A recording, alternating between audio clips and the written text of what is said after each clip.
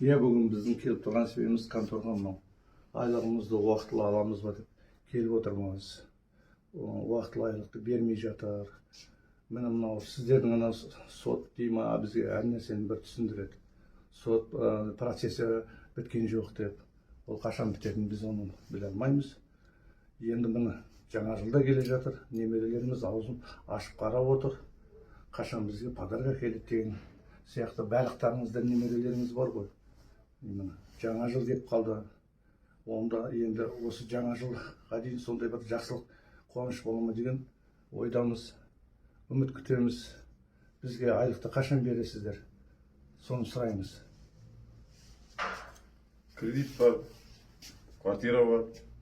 Енді бәрі де қарап тұрмайды бізге, енді каждый процесс жүріп жатқанда біз енді бала шағамызды, кредитімізді жабуымыз керек. Сол үшін енді бір жақты берсең ыңғайлы болар еді.